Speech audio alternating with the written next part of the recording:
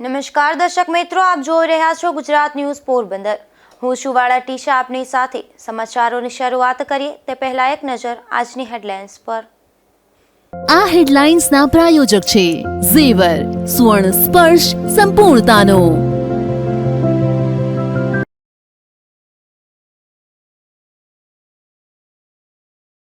પોરબંદરના બોખીરા વિસ્તારમાં એક યુવાન પર વ્યાજખોરનો હુમલો। અગાઉ મારામારી અંગે ફરિયાદ નોંધાવ્યાના મન દુઃખમાં ફરી હુમલો।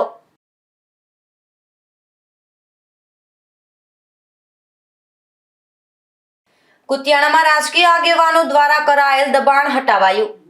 ગુજરાત ન્યૂઝ દ્વારા વારંવાર અહેવાલો પ્રસારિત થતા તંત્રની કામગીરી।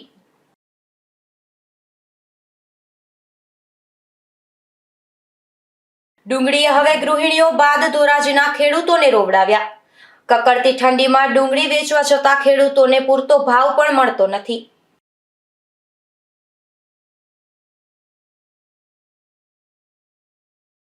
ઉપલેટાના મોજ ડેમમાંથી સિંચાઈ માટેનું પાણી છોડાયું। કેનાલમાંથી પાણીનો વેડફાટ થઈ રહ્યો હોવાના આક્ષેપ।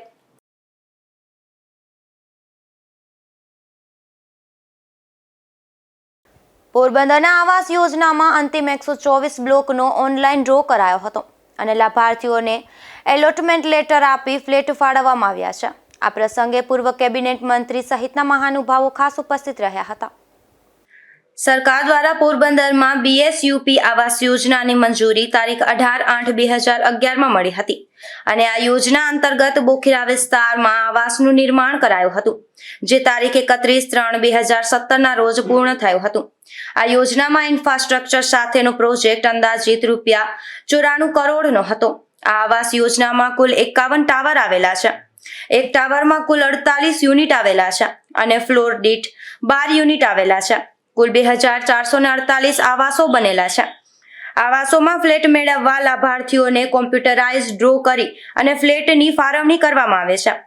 ત્યારે આજે બિરલા હોલ ખાતે 12મો અને અંતિમ ડ્રો કરવામાં આવ્યો હતો, જેમાં મોટી સંખ્યામાં લાભાર્થી પરિવારો ઉપસ્થિત રહ્યા હતા। પોરબંદર છાયા નગરપાલિકા દ્વારા આજે આવાસનો ડ્રો કરવામાં આવેલ છે।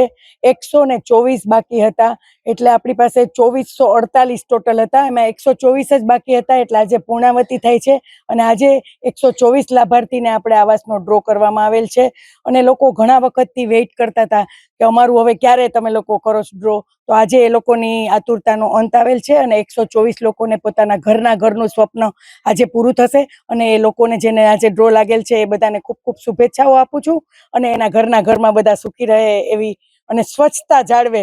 સરકાર શ્રી દ્વારા છે તો સરકારનો સંદેશો છે કે સ્વચ્છતા રાખો, તો સ્વચ્છતા જાળવે એવી પણ વિનંતી કરું છું। હવે કે આવાસનો નહીં, આ છેલ્લો હતો। પોરબંદર એવું છે કે જ્યાં બધા જ આવાસ આપણે 2448 આવાસ હતા એની આજે પૂર્ણાવતી છે। એ લોકો નવા લોકો છે એને જેને સુપ્રત કરીએ છીએ એ તો ઓલરેડી આપણે સુપરવિઝ કરી અને ચેક કરી લીધેલું છે। એમ છતાંય આપણે સ્ટ્રક્ચર સ્ટેબિલિટી એજન્સી નિમી છે, એ એજન્સી ત્યાં સર્વે કરશે અને જ્યાં જ્યાં ગાબડા પડેલા હોય તો ત્યાં આપણે સમૂહ કરાવી દેશું અને કોન્ટ્રાક્ટર પણ છે ત્યાં। આજે પોરબંદરમાં શહેરી ગરીબો માટેનો બીએસયુપી યોજના અન્વયનો 12મો ડ્રો યોજવામાં આવેલો હતો। કુલ 2448 આવાસમાંથી 11 ડ્રો કરીને આપણે 2324 મકાનની ફાળવણી કરી દીધી હતી। આજે 124 અને અંતિમ તબક્કામાં 124 મકાનોનો ડ્રો કરી અને લાભાર્થીઓને એ મકાનની ફાળવણી કરી દેવામાં આવી છે। આ 27.5 સ્ક્વેર મીટરના મકાનોમાં એક હોલ બેડરૂમ એટલે 2 રૂમનું મકાન ફ્લેટ આપવામાં આવે છે। આપણે ખૂબ સારા વિસ્તારમાં દરિયા કિનારે 48 યુનિટ બનાવ્યા છે। એક બ્લોકમાં 48 એવા 51 ટાવર ઊભા કરવામાં આવ્યા છે અને એમાં આ છેલ્લા તબક્કાના લાભાર્થીઓને 124 મકાનો આજે ફાળવી દેવામાં આવ્યા છે। દરિયા કિનારાને કારણે થોડી ખારાશનો પ્રશ્ન છે, પણ એ જે અગાઉના લાભાર્થીઓ ત્યાં રહેવા આવી ગયા છે એમનો એ અનુભવ છે કે આ ટકાઉ મકાન બન્યા છે અને જે લોકોને આજે ફાળવણી થઈ છે એ ત્યાં કબજો લેશે અને જો એવી કાંઈ જરૂર લાગશે તો નગરપાલિકાનું ધ્યાન દોરે। આપણે એફોર્ડેબલ હાઉસિંગ મિશન અંતર્ગત આ બનાવેલા છે, તો એમાં કંઈ મેજરની જરૂર હશે તો તંત્ર એના માટે પોઝિટિવ છે, ધ્યાન દોરશો તો ખુશી થશે। આ તકે પાલિકા પ્રમુખ ડોક્ટર ચેતનાબેન તિવારી, પૂર્વ કેબિનેટ મંત્રી બાબુભાઈ બોખીરિયા, ચીફ ઓફિસર મનન ચતુર્વેદી, પૂર્વ કાઉન્સિલર ભલાભાઈ મૈયારિયા, અર્જનભાઈ કારાવદરા તથા પ્રાદેશિક કમિશનર સહિતના મહાનુભાવો ઉપસ્થિત રહ્યા હતા. અંતિમ 124 બ્લોક માટે 127 અરજી આવી હતી, જેમાં 124 લાભાર્થીઓને એલોટમેન્ટ લેટર આપી ફ્લેટની ફાળવણી કરવામાં આવી છે. અત્યાર સુધીમાં કુલ 2324 ફ્લેટ ફાળવી દેવામાં આવ્યા હતા. આજે બાકી નીકળતા તમામ ફ્લેટની ફાળવણી થઈ ચૂકી છે. નિપુલ પોપટ સાથે અશોક થાનકી, ગુજરાત ન્યૂઝ, પોરબંદર. પોરબંદરના બાબડા ગામ નજીક રસ્તા ઉપર ઉભેલા બોલેરો કાર પાછળ એક બાઇક ટકરાતા અકસ્માત સર્જાયો હતો.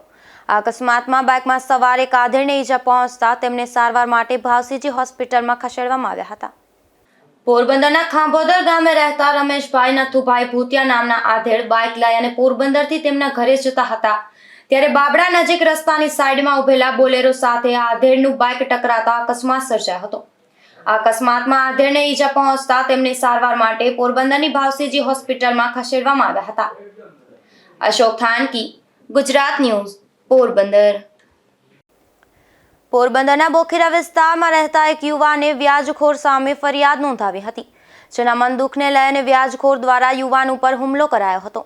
આ હુમલામાં ઈજાગ્રસ્ત બનેલ યુવાનને સારવાર માટે ભાવસીજી હોસ્પિટલમાં ખસેડવામાં આવ્યા છે.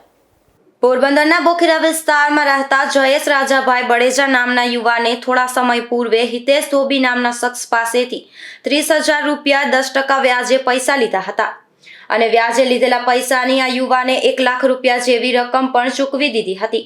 તેમ છતાં આ હિતેશ ધોબી આ યુવાન પાસે વ્યાજની પઠાણી ઉઘરાણી કરતો હતો. તેમજ થોડા દિવસ પૂર્વે આ યુવાન ઉપર વ્યાજખોર હિતેશ ધોબીએ હુમલો પણ કર્યો હતો, જે અંગે યુવાને ઉદ્યોગનગર પોલીસ સ્ટેશનમાં ફરિયાદ નોંધાવી હતી. જેના મન દુઃખને લઈ અને આ યુવાન ઉપર હિતેશ ધોબીએ લાકડાના ધોકા વડે ફરી હુમલો કર્યો હતો. આ હુમલામાં ઈજાગ્રસ્ત બનેલ યુવાનને સારવાર માટે હોસ્પિટલમાં ખસેડવામાં આવ્યો હતો. હા ભાઈ હિતેશ ધોબી એની હેને મને માર માર્યો રસ્તા વચ્ચે, પછી કોલેમ લઈને હાથું ભાંગીને કારણ હતું પૈસા મેં લીધા હતા એના આગળથી, 1 લાખ રૂપિયા વ્યાજ દઈ દીધું મેં એને. હજી એમ કહે કે કાયમીને 1,000 રૂપિયા પેનલ્ટી તમારે 10% પહેલા હતા, હવે પેનલ્ટી લે કાયમીને 1,000 રૂપિયા. મેં કીધું હતું કે મને મજા નથી, હું કહેતો થોડાક દીમાં આપી દે. એ ઘરે આવીને મારવા આવ્યો, આવું જે ત્યાં કઈ ના થયું. પછી પાછો હમણાં થોડાક દી રસ્તામાં ને કાલે મને પાછો માર્યો, ખાલી એમને ફરિયાદ કરી એટલે.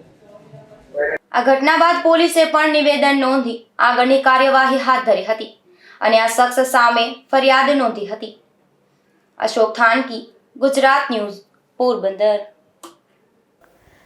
પોરબંદરમાં એક વૃદ્ધને પગમાં બીમારી થઈ હતી, જે વૃદ્ધને સારવાર માટે રાજકોટ લઈ જવામાં આવતા ત્યાં ડોક્ટરે પગ કાપી નાખવાની સલાહ આપી હતી, પરંતુ બાદમાં પોરબંદરના ગ્લોબલ હોસ્પિટલના નિષ્ણાંત ડોક્ટરોએ આ વૃદ્ધનો ઈલાજ કરી પગ બચાવી લીધો હતો.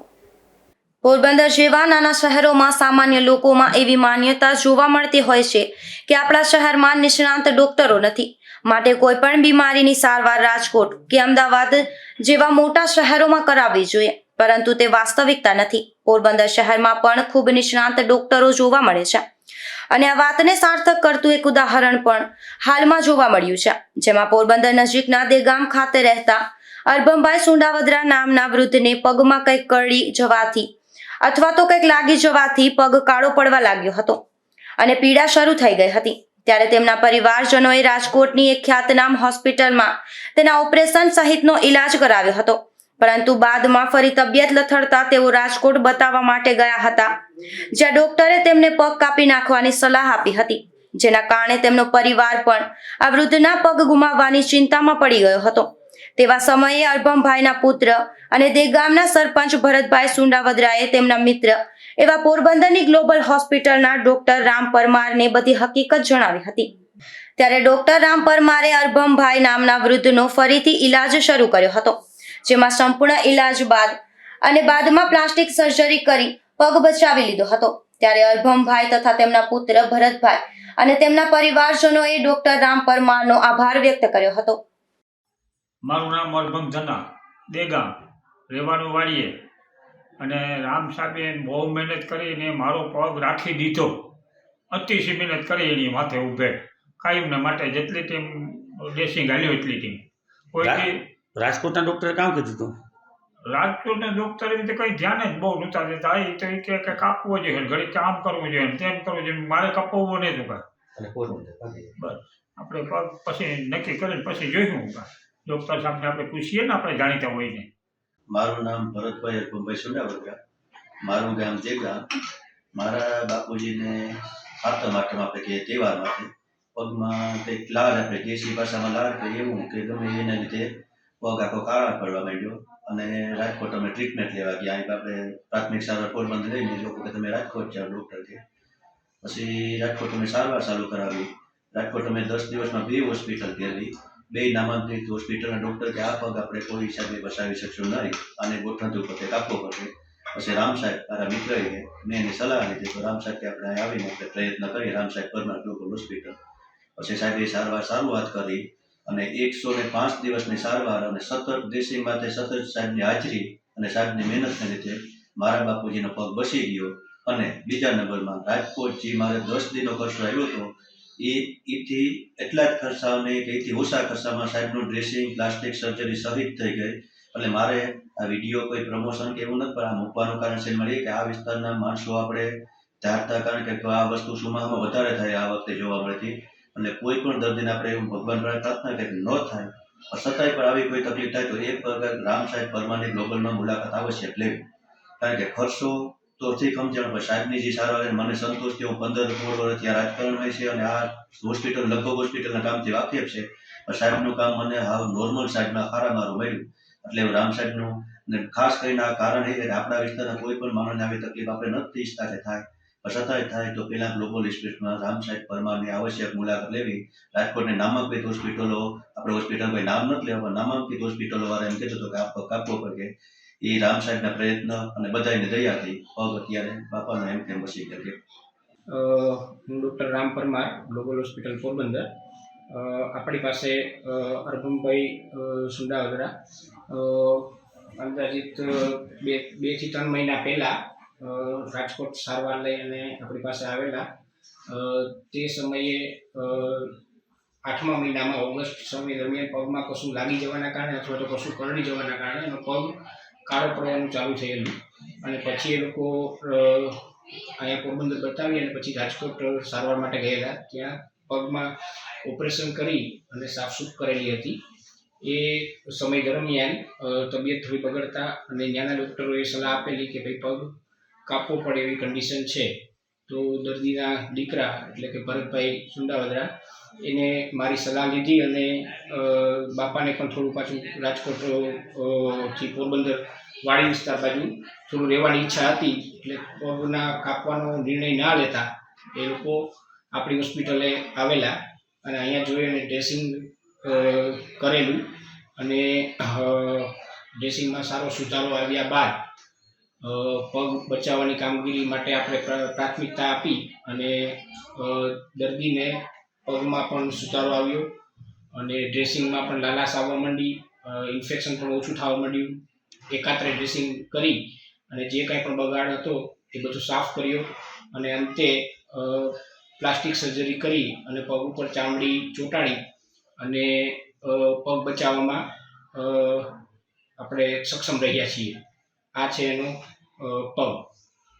આ ઘટનાને લઈ અને દેગ ગામના સરપંચ ભરતભાઈ સુંડાવદરાએ સમગ્ર પોરબંદર જિલ્લાવાસીઓને અપીલ કરી હતી કે રાજકોટ જેવા શહેર કરતાં પણ ખૂબ ઓછા ખર્ચમાં પોરબંદરમાં ગ્લોબલ હોસ્પિટલના ડોક્ટર રામ પરમાર જેવા નિષ્ણાંત ડોક્ટરો દ્વારા શ્રેષ્ઠ ઇલાજ કરવામાં આવી રહ્યો છે.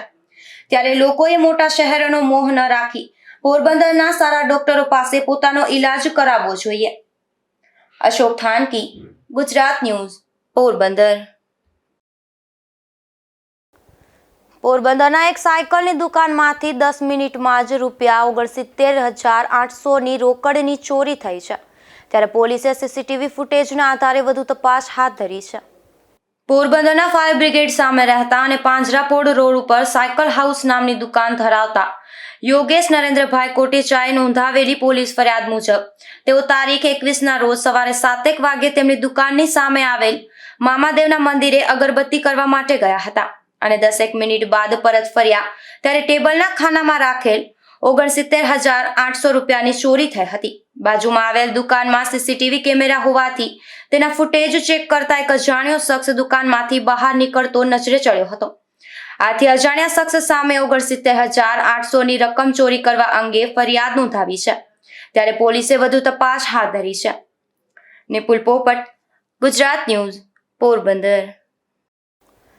પોરબંદરની સરકારી હોસ્પિટલમાં ડેન્ટલ ટેકનિશિયન ભરતીમાં બનાવટી સર્ટિફિકેટના આધારે એક ઉમેદવારે નોકરી મેળવી લીધી હતી.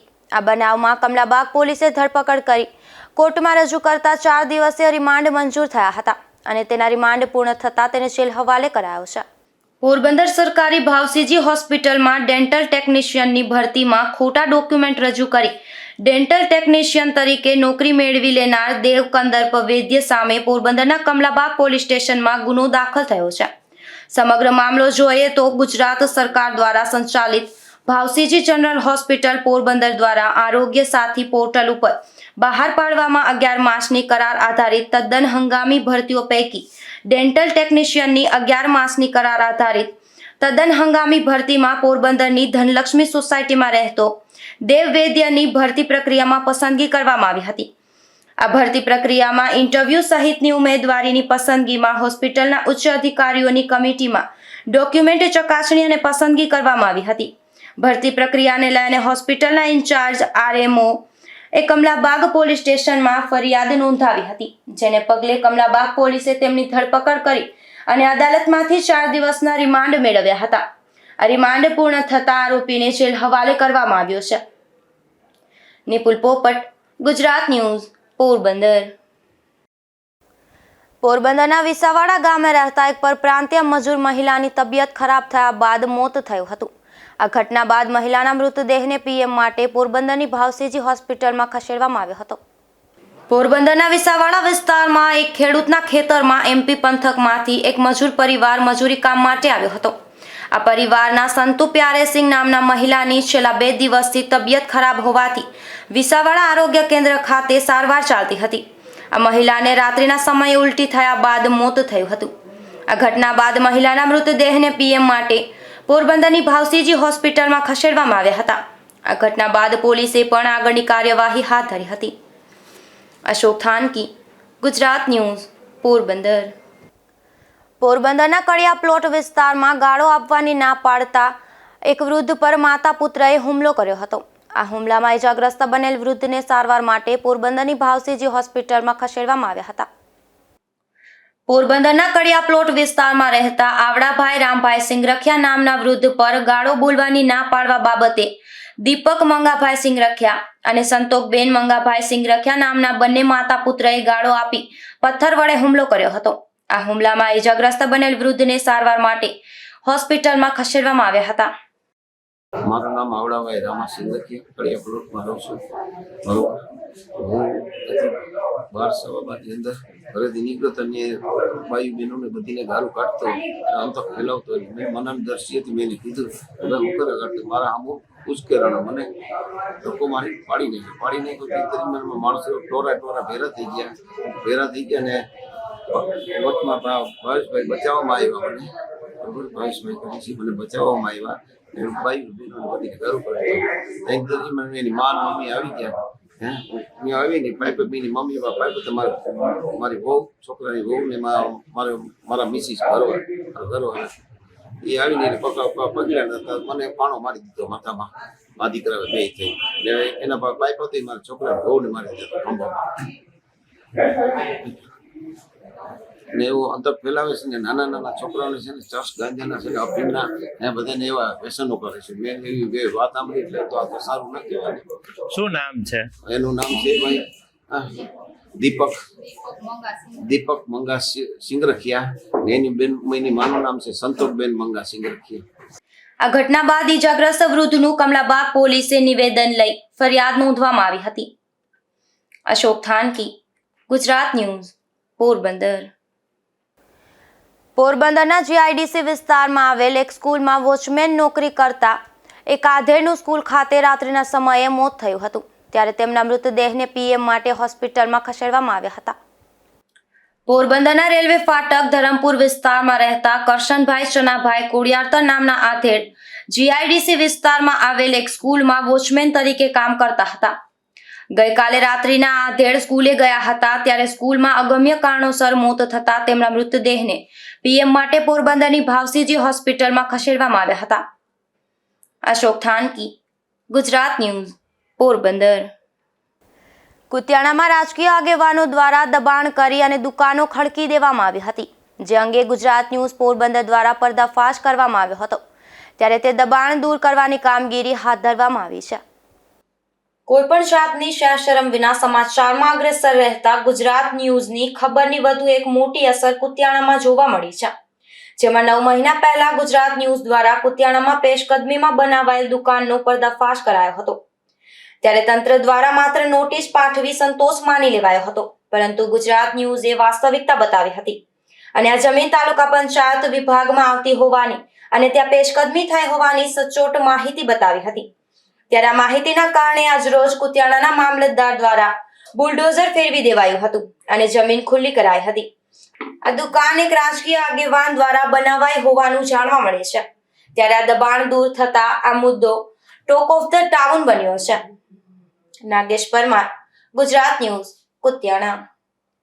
રાજકોટ જિલ્લાના ઉપલેટાના ગઢાડા ગામ પાસે આવેલ મોજ ડેમમાંથી સિંચાઈ માટેનું પાણી છોડવામાં આવ્યું છે, ત્યારે કેનાલમાંથી પાણીનો પુષ્કળ પ્રમાણમાં વેડફાટ થઈ રહ્યો હોવાના ખેડૂતોએ આક્ષેપ કર્યા છે. મારું નામ ખીમાભાઈ રબારી, ગામ ઉપલેટા. હું એક ખેડૂત છું.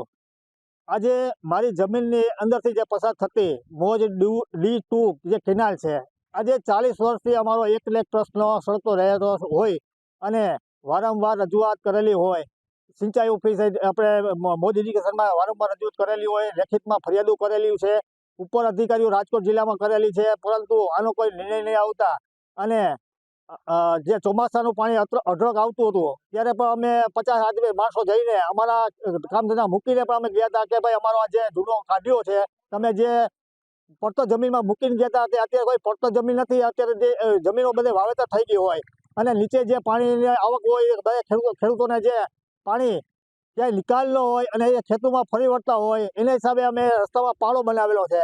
હવે આ રસ્તામાં પાળો બનાવતા આ રસ્તાનું ધોવાણ થતું હોય છે, પરંતુ અમે સિંચાઈ ઓફિસ જઈએ તો એમ જ કહે છે કે ભાઈ અમે તમારો કાઢ્યો મંજૂર કરી લીધો છે અને તાત્કાલિક ધોરણે અમે એનો કોન્ટ્રાક્ટ દેવાઈ ગયો છે, પરંતુ આજે 4-4, 5-5 મહિના થઈ ગયા એનો કોઈ હજી નિકાલ નથી થયો. અને સાહેબને જ્યારે અમે કહીએ છીએ કેનાલનું પાણી વધઘટનું જે પાણી આવે છે અમારા રસ્તામાં આવે છે અને રસ્તા ધોવાઈ જતા હોય છે, પરંતુ સાહેબ એક જ વાત કરે છે કે તમારો કાઢ્યો જે પ્રશ્ન છે એ અમે હલ કરી દીધો છે, પરંતુ આજની તારીખમાં છેલ્લા 4 દિવસથી અઢળક પાણી આવતું હોય અને જે સારો વરસાદ થઈ ગયેલો અને પુષ્કળ પ્રમાણમાં ડેમમાં પાણી હતું અને ખેડૂતોને કોઈને પાણીની જરૂર પડે એટલી નથી, કારણ કે અત્યારે બધા કૂવામાં પાણી પુષ્કળ ભરેલું હોય. અને બીજા નંબરમાં આ લોકો એટલો પાણીનો બગાડ કરે છે કે ધોરા દિવસે સવારના 6 વાગ્યાથી બપોરના 12 વાગ્યા લગી એટલું પાણી આવે છે રસ્તામાં. કારણ કે જો પાણી હશે અને બચાવ કરે જો આ સિંચાઈવાળા તો ખેડૂતોને ઉનાળામાં પણ પાણી પૂરું પાડી શકે એમ છે અને જે ગામનો પ્રશ્ન છે પીવાના પાણીનો એ પણ હલ થઈ શકે એમ છે, પરંતુ આ તાત્કાલિક ધોરણે બંધ નહીં કરે તો આ પાણીનો બગાડ અને આ દરિયામાં પાણી વહી જતું હોય છે, નદી પણ એટલી જાય છે ફૂલે ફૂલ. અને અમારો જે તાત્કાલિક જે કાઢ્યો છે એ તાત્કાલિક ધોરણે એનો નિકાલ કરે એવી અમારી માંગણી છે. બચુભાઈ વસોયા, મારી જમીન ભાદર કાંઠે આવેલી છે, ઉપલેટા ગામ, રાજકોટ જિલ્લો. અમારો પ્રશ્ન એ છે કે આજે 24 તારીખ છે ડિસેમ્બર મહિનાની, એટલે 12મો મહિનો ભર શિયાળો છે. આજની તારીખમાં અમારે વાડી આવવું હોય તો રસ્તાની અંદર ચોમાસે જતું હોય એનાથી વધારે પાણી નીકળે. એ પાણી આવે છે કેનાલનો કાઢ્યો છે નહીં, વર્ષોથી આ પ્રશ્ન છે. જ્યારે પણ અમે ઇરિગેશન ઓફિસે જાય એટલે કે આ તમારું આ થઈ જાય ઓલું થઈ જાય. અમારો કહેવાની વાત એ છે કે કોઈ નેતા આવતું હોય, કોઈ મિનિસ્ટર આવતું હોય તો તાત્કાલિકમાં હેલિપેડ બની જાય છે, રોડ રસ્તા થઈ જાય છે, તો આ કેનાલના નિકાલનું પાણીનો કામ ને રસ્તો વ્યવસ્થિત કરી દે અથવા તો નિકાલ બંધ કરે.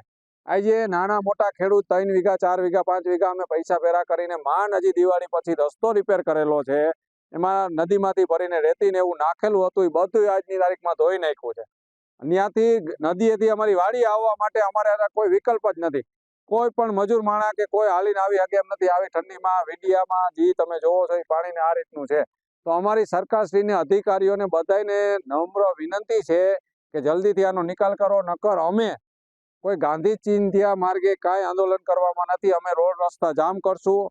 ખૂબ સાવચેતીથી બધાય ખેડૂત ભેરા થઈને અમે નક્કી કરેલું છે કે અમે રોડ રસ્તા જામ કરશું. એટલે અમે સરકારશ્રીને વિનંતી કરી છે કે જેમ બને તેમ આનો નિકાલ કરવા જલ્દીથી જલ્દી અધિકારીઓને સૂચના આપે.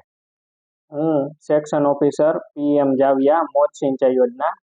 મોજ સિંચાઈ યોજનાની ડાબા કાંઠાની D2 કેનાલમાં આજ 40 વર્ષથી કાઢિયાનો પ્રશ્ન જે રહેલો હતો, જેમાં મોજ સિંચાઈ યોજનાની D2 કેનાલનું પાણી પાછળ કાઢિયો ન હોવાના કારણે ધોરાજી ઉપલેટા રોડ ઉપર આવેલી ગારીમાં જતું હતું. જે બાબતે આપણે એસ્ટિમેટ મૂકી અને આગળ હાઈવે ઉપર આવેલી ગટરમાં એસ્કેપ ગેટ મૂકી અને વધારાનું કેનાલનું પાણી ત્યાં કાઢવાનું આયોજન કરેલું હતું, જેથી કેનાલનું વધારાનું પાણી ગારીમાં ન આવે અને ખેડૂતોને હાલાકીનો સામનો ન કરવો પડે. જે બાબતે એસ્ટિમેટ મંજૂર થઈ જતા અને વર્ક ઓર્ડર આવતા આપણે ઇજારાદારશ્રીને કામ સોંપાઈ ગયું છે અને આ કેનાલનું જ્યારે રોટેશન આવે ત્યારે ઇજારાદારશ્રીને બધા ખેડૂતોને સાથે રહી અને કામ વહેલી તકે ચાલુ કરવા પણ જણાવવામાં આવેલું છે, જેથી ત્યાં એસ્કેપ ગેટ મુકાઈ જતા કેનાલનું વધારાનું પાણી ત્યાં નિકાલ કરી શકાય તેમ છે. ગૃહિણીઓને રાતા પાણીએ રોવડાવતી ડુંગળીએ હવે ધોરાજીના ખેડૂતોને રોવડાવ્યા છે. અહીંના માર્કેટિંગ યાર્ડમાં ડુંગળી વેચવા આવતા ખેડૂતોને એક તરફ કકડતી ઠંડીમાં યાર્ડની બહાર રાત આખી ઊભા રહેવાનો વારો આવે છે. તેમ છતાં ડુંગળીના પૂરતા ભાવ ન મળતા હોવાથી ખેડૂતોમાં નારાજગી જોવા મળી રહી છે. મારું ગામ રૂપાવટી, પ્રવીણભાઈ વેલજીભાઈ બાલજા, મારું ગામ રૂપાવટી. એ પછી ડુંગળીનું વાવેતર ધોરાજી માર્કેટિંગ યાર્ડે ડુંગળી લઈને આવેલ છે. રાતના આખી રાત ટાઈટના હેરાન છે. તેમને આવક માર્કેટિંગ યાર્ડ ખાલી હોવા છતાંય એને વાહનને માલક આવવા દેતા નથી. એટલું થોડીક યાર્ડની ઓલું છે. ગાડી વાહન વાળા હેરાન ગતિ છે, ખેડૂત હેરાન ગતિ છે. એ પછી આ ભાવ કાયમી માટે હમણાં 10 દિવસ પહેલા 600-700 માં વેચાતી હતી. એની વસ્તુ અટાણે 150 થી 200 રૂપિયામાં વેચાય છે. ખર્ચામાં વીઘે 4 કિલો તો બી એટલે 4000 રૂપિયા તો બી વયું જાય છે વીઘે. એ પછી 500 થી 7000 રૂપિયા વીઘે લણવાનો ખર્ચો લાગી જાય છે. એટલી જ મૂળ પડતર થાય છે એટલામાં તો વેચાય છે એવડી વસ્તુ. એટલે આ ખાલી લાવવા પડતું કે પબ્લિક એમ થાય કે ઓહો ખેડૂત આટલા બધા ભાવ મળ્યા, એટલા ભાવ છે નહીં. 600 થી 700 રૂપિયા કમસે કમ મળવા જોઈએ. 20% નિકાસ ડ્યુટી છે ઉઠાવી લેવી જોઈએ. કાયમી માટે નિકાસ ચાલુ રાખવી જોઈએ. મારું નામ લાલજીભાઈ છે. હું ગડદ ગામનો રહેવાસી છું, ભેસાણ તાલુકાનો, અને ડુંગળી વેચવા આવ્યો છું. સવારે દિવસના કાલ 5 વાગ્યાનો છું, લાઈનમાં છું. અને અટાણે ડુંગળીના ભાવ 100 થી 150 રૂપિયા મળે છે. અને આજથી 8-10 દિવસ પહેલા એના 600 થી 700 મળતા. એ ડુંગળી 150 રૂપિયામાં જાય છે. આ પડતર કિંમત અમને પોહાતી નથી. હાવ કેટલા ભાવ મળવા જોઈએ?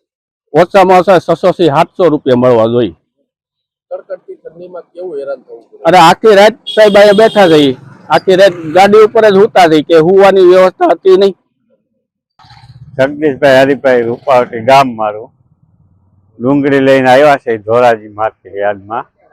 ભાવ પૂરતા મળતા નથી અને સરકારને આમાં કંઈક ધ્યાન દેવું જોઈએ. કેવા ભાવ મળે છે? ભાવ અટાણે 100 થી 150 રૂપિયા મળે છે. 100 થી 150 રૂપિયા ભાવ મળે છે. એમાં પોહાય નહીં અમને. ખેડૂતે આ રાતના કાલના પડ્યા છે, આખી રાત આમને ટાઈટના ખાધા પીધા વગરના. તો સરકારને કઈક યોગ્ય ભાવ દેવા જોઈએ. કેટલા ભાવ મળવા જોઈએ? 600 થી 700 રૂપિયા ભાવ મળવા જોઈએ તો પોહાય, નકર ન પોહાય. ધોરાજીમાં ફરી જીવના જોખમે સવારી કરતા ખેત મજૂરોનો વિડીયો સામે આવ્યો છે, જેમાં JCB મશીનમાં આગળના ભાગમાં મહિલા, પુરુષ અને નાના બાળકોને બેસાડી અને લઈ જવાય છે. ત્યારે વાહન ચાલકો પાસેથી દંડની વસૂલાત કરતી ધોરાજી પોલીસની કામગીરી સામે સવાલો ઉઠ્યા છે. પોરબંદર SBI ગ્રામ સ્વરોજગાર તાલીમ સંસ્થા દ્વારા માધવપુર ગામે 24 બહેનોને તાલીમ અપાઈ હતી, જેમાં આત્મનિર્ભર બનાવવા માટે જ્યુડ પ્રોડક્ટ ઉદ્યમીની તાલીમ આ બહેનોને વિનામૂલ્યે આપવામાં આવી હતી. ત્યારે તાલીમ સફળતાપૂર્વક પૂર્ણ થતા બહેનોને સર્ટિફિકેટ એનાયત કરવામાં આવ્યા હતા. ભોપાલ ખાતે રાષ્ટ્રીય કક્ષાએ 5 દિવસીય કાર્યશાળાનું આયોજન કરવામાં આવ્યું હતું, જેમાં દેશી રમકડાનો વર્કશોપ રાખવામાં આવ્યો હતો. ત્યારે ગોબરના રમકડા માટે રાણાવાવ તાલુકાની આદિત્યપરા પ્રાથમિક શાળાના ભાષા શિક્ષક ડોક્ટર પ્રજ્ઞાબેન જોશીની પસંદગી થઈ હતી. જતા જતા ફરી એક નજર આજની હેડલાઇન્સ પર. આ હેડલાઇન્સના પ્રાયોજક છે ઝેવર, સુવર્ણ સ્પર્શ સંપૂર્ણતાનો.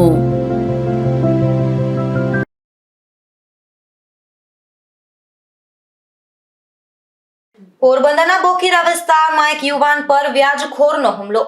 અગાઉ મારામારી અંગે ફરિયાદ નોંધાવ્યાના મન દુઃખમાં ફરી હુમલો.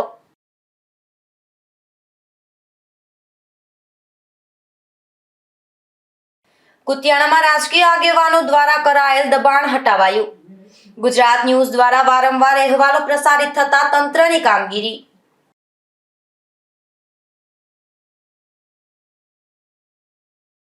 ડુંગળીએ હવે ગૃહિણીઓ બાદ ધોરાજીના ખેડૂતોને રોવડાવ્યા. કકડતી ઠંડીમાં ડુંગળી વેચવા જતા ખેડૂતોને પૂરતો ભાવ પણ મળતો નથી.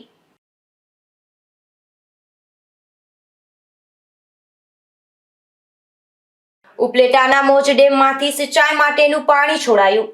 કેનાલમાંથી પાણીનો વેડફાટ થઈ રહ્યો હોવાના આક્ષેપ.